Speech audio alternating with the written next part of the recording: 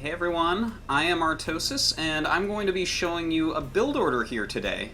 This is a Protoss vs. Zerg build order, and I got it from Axiom's Crank. It's a +2 Blink Stalker rush, not for an attack, but you rush into getting that +2 plus the Blink very, very quickly, and take a third base with it.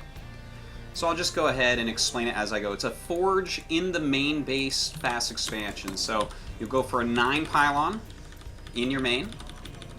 And of course, with any Forge in the main fast expansion, it can be very weak against 10 pools to 12 pools, around that range, where you're not going to have the cannon up when the Ling gets there, and you're going to have to cancel everything. So if this is something that you're running into a lot, you may want to just switch this build slightly and get the Forge at the natural. And the way you do that is you just, instead of building up here in the main, you build it at the natural. You can even scout with it. What it does is it slows the build down just a little bit, but if that's what your metagame is in your league or your server or whatever, that is definitely something that can be very worthwhile. So the next piece of this is going to be a Nexus on 16. And you're just going to continually mine, no scouting quite yet. Very good against a greedier type of Zerg player. And notice I have enough for 16 queued up. Now when you get 300 minerals, bring your probe down to your natural expand. Generally speaking, on all maps, it takes 100 minerals of gathering time there to go ahead and get down there.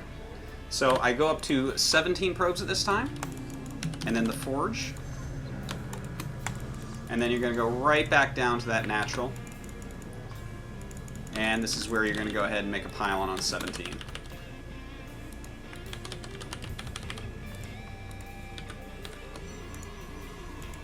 Oops. Sorry, I don't have my hotkeys set up this game. Alright, so the pylon's going to finish up around 19, so you're going to go right into 19. Well, of course, 19 is what it's going to allow, but then you go right into the gateway. And then the cannon will be next. The Forge will be finishing in just a second, and there you go. Now, after that, that's when you scout with the most greedy version of this build. Again, you can scout earlier if you want. It doesn't change the build that much. Okay, our next piece is the 20 gas, and then we're going to hit the 21 gas. Now all your chronos, by the way, are going to be used on probes.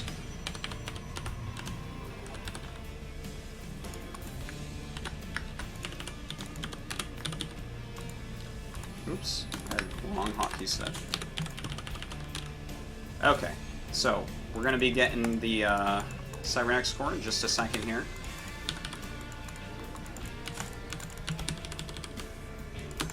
There that is. And the next thing you're going to be getting is the +1 attack. Now the cybernetics core is generally going to be around 27. Of course there's no one here because I'm not actually playing anyone in this game. This is just to show the build order as close to correctly as possible. Next thing is that +1 attack. It's going to be on 29 supply. And then you're going to want to go ahead and start a Zealot, your first actual unit of the game. Next on 33. You're going to go ahead and make a pylon. Now, if your scout has died, this is when you send out another probe.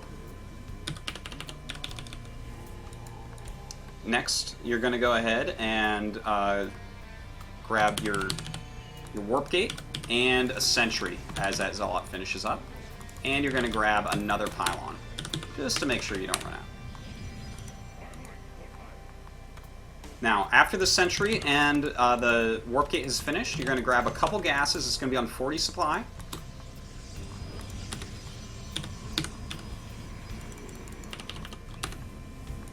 And in just a second, you're going to grab a mothership core. Like, basically, after these probes finishes up, right around 43 supply. And you're going to want to make sure you chrono that.